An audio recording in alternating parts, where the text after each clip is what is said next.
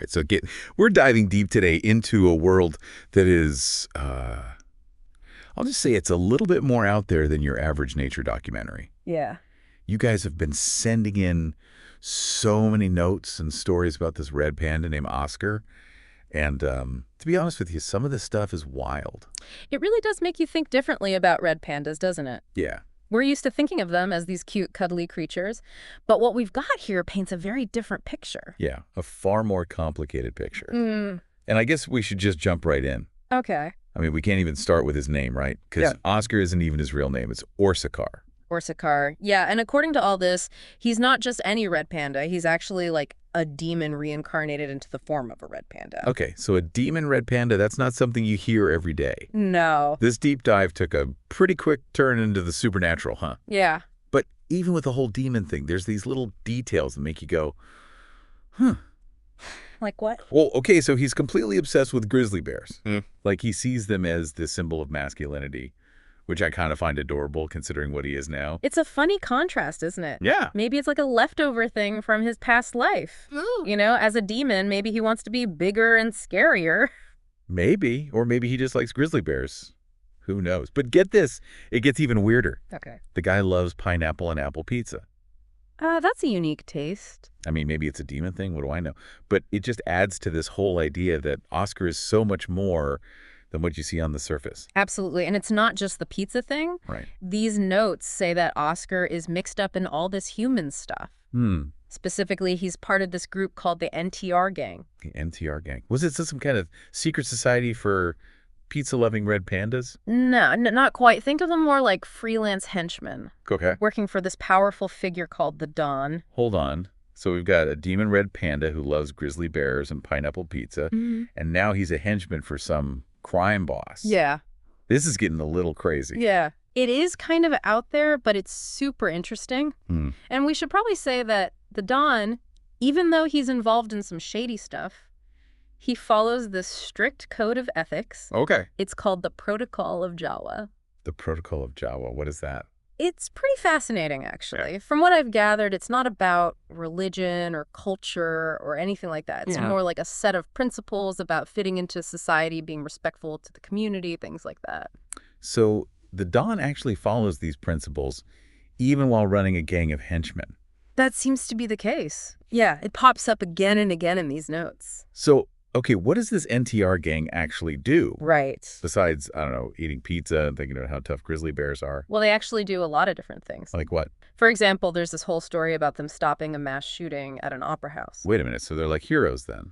It does make you wonder. Yeah. It seems like even though they work for the Don, they have a strong sense of right and wrong. So they're not just your typical bad guys. It's more complicated than that. It's almost like they're trying to do some good within a system that's not always so good. That's a good way to put it. And speaking of complicated, this one story really stood out to me. Which one? The one where Oscar goes up against this guy called Man Baby. Man Baby. Okay, come on. Is this like a superhero universe or something where even babies can be supervillains? Well, supervillain might be putting it lightly. Okay. This guy, Man Baby, he can actually turn himself into a super-powered toddler. You can't make this stuff up. I know, it's crazy. A demon red panda versus a super-powered toddler. Yeah. What were they even fighting about? Apparently, Man Baby was trying to hurt this little girl named Wanda. Oh. Oscar, even though he's small and doesn't have crazy demon powers, he jumps in to protect her. So even against a superpowered toddler, he's still the protector. It seems like it. And there's another part of this story that blew my mind. What's that? Oscar actually goes looking for these ancient Japanese demons called Tengu. The Tengu. Yeah, like those creatures with the long noses and wings. You know why? Why? Because he needs their help to cure his friend Satya from some mysterious illness. Wait, so he travels across the world to talk to ancient demons just to save his friend? That's what it looks like. That's some serious loyalty. It really is, and it raises some interesting questions. Like what?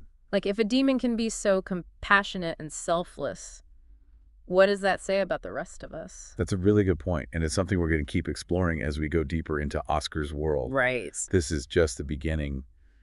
Folks, get ready for some seriously mind-blowing stuff as we unpack the rest of these notes and stories. It's wild how Oscar's story mixes all this ancient stuff with what's happening in the world today. Yeah, it's like he's caught between two different realities. Exactly. And speaking of different realities, some of these notes talk about Oscar getting tangled up with some pretty intense groups of people. Yeah, like those Zion-Nazi operatives. Right, the Zion-Nazi operatives. They're like a really volatile part of Oscar's world. Volatile. How? Uh, So, Well, they have this very specific ideology, okay. and they think their group is superior to everyone else, and they'll do whatever it takes to get what they want, even if it means using manipulation or violence. So, they're not exactly the peaceful type. Definitely not. And guess what? Oscar and the NTR gang, they actually end up clashing with these Zion-Nazi guys. Seriously.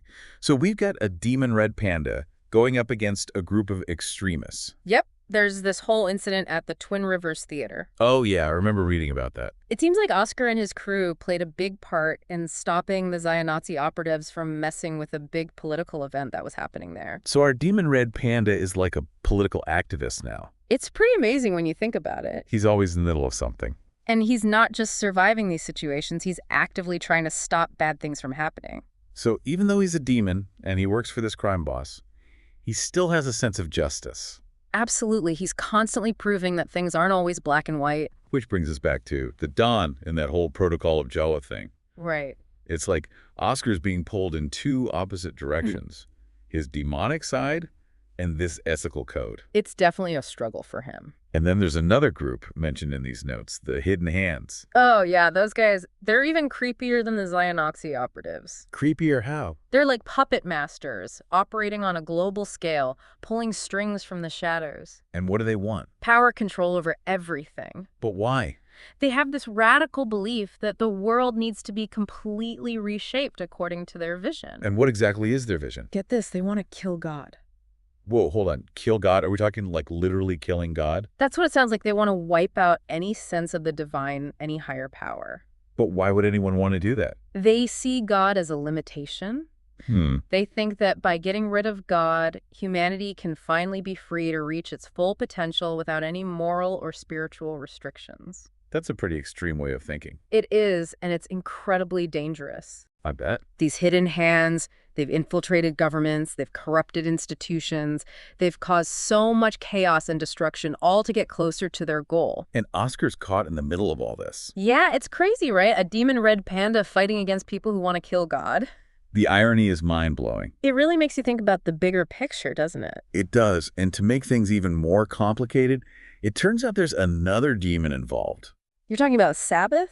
Yeah, that ancient demon who's been manipulating the Hidden Hands. He's the one pulling the strings behind the scenes, using these humans as pawns in his own game. And what does he want? Ultimate power. He wants to merge with the human host, regain his full strength, and basically unleash hell on Earth. So now we have two demons, each with their own plans, trying to control everything. And Oscar is stuck right in the middle of this cosmic battle. Yeah, but it's not like he can just pick a side, right? No, Oscar's journey is about finding his own way, figuring out what he believes in and who he wants to be. And that can't be easy with all this pressure coming from every direction. Especially with his connection to Satya. Right, Satya, the devout Muslim, who believes in everything that Oscar as a demon should reject. And yet he cares about her deeply. He's protective of her. He's willing to risk everything for her. It's like she's a reminder that there's still good in the world, even in the darkest of times. Exactly. And her presence challenges Oscar's worldview. It makes him question everything he thought he knew about good and evil, about the nature of existence. So to recap, we have a demon Red Panda trying to navigate a world filled with morally ambiguous crime bosses, radical human factions, and ancient demons who want to destroy everything. And in the midst of all this chaos, he's trying to protect a friend who represents everything he should oppose. This story is getting wilder by the minute. It is, isn't it? And it's forcing us to rethink our own ideas about right and wrong, about destiny and free will. It's making us question everything. As we continue to explore Oscar's journey, we're going to uncover even more layers of complexity. I can't wait. Let's dive back into these notes. So Oscar's world is nuts, right?